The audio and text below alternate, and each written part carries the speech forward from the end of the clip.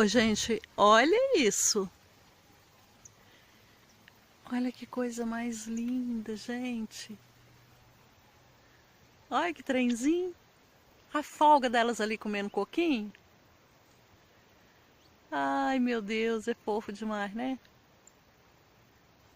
Nossa, dá vontade de sentar aqui e ficar só olhando. Que benção, gente, que benção.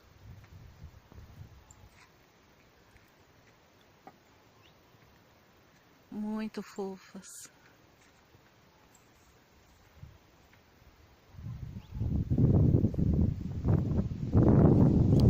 O pessoal aqui tá um frio. Um frio. Até eu que gosto de frio. Tô custando aguentar. Gente, olha essa daí. Olha, tá vendo? Olha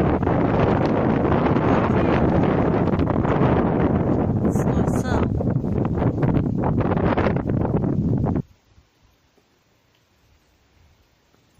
Fofas demais, né? Muito fofas.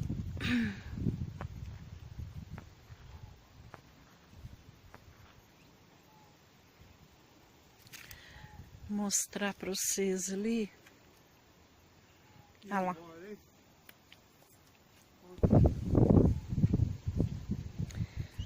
Aí, gente, o que a gente fez? A hora que a gente chegou aqui, a primeira coisa que a gente fez... Não, chamei não. Tô conversando aqui com o pessoal. O que a gente fez? Tá tão frio que a gente correu para colocar as nossas cobertas no sol, gente. Coberta, colchão. Porque os colchão, como fica aí tudo fechado, os colchão tá gelado.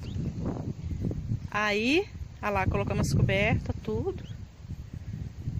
Pra de noite, de tardinha, né? Antes que elas esfriem, a gente recolher e já deixar as camas prontas, porque